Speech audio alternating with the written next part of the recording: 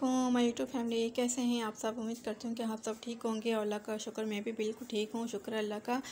और यह है रात का टाइम चाय पी के फिर मैं सो गई थी।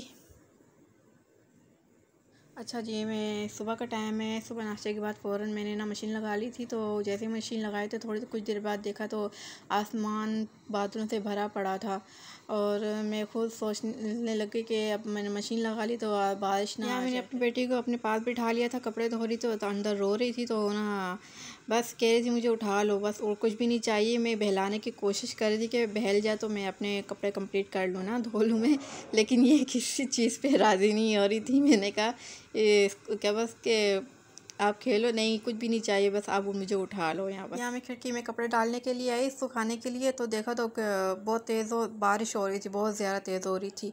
और मैंने फिर यहाँ देखी क्या कर रही है, मुझे बस कह रही मुझे उठा लो।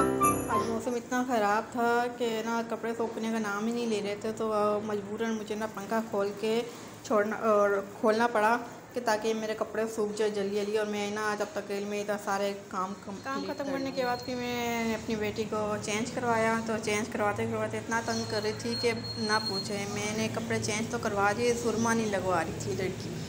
बस इसी के चक्कर में मैं लगी रही कि सुरमा लगवा ले, लेकिन बहुत ये तंग करती है सुरमा लगवाते हुए, बहुत ज़्यादा। बस फिर मैंने छोटे मोटे घर के काम ख़त्म किए और मुझे भी बहुत ज़्यादा थकन हो गई थी। मैंने कहा चला सारा काम ख़त्म करूँ फिर मैं अपना आराम करूँ। यहाँ मैंने अपनी बेटे को सुला दिया था, सुलाने के बाद फिर जो एक्स्ट्रा काम रह गए थे फिर बस वो किए।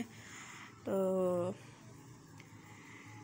बस मैं इसको सुला रही थी और सुलाने के बाद फिर किचन समेटा, चीज़ें समेटी, सारा कुछ समेट के तो बस मैं यहाँ पे किचन की लाइट ऑफ करूँगी। यहाँ मेरा ना चूल्हा टूट गया था दोपहर में, बहुत मुश्किल हो गई थी, चूल्हा टूट गया था मेरा। मैंने कहा अब क्या करूँगी, एक चूल्हे से तो काम होता नहीं है।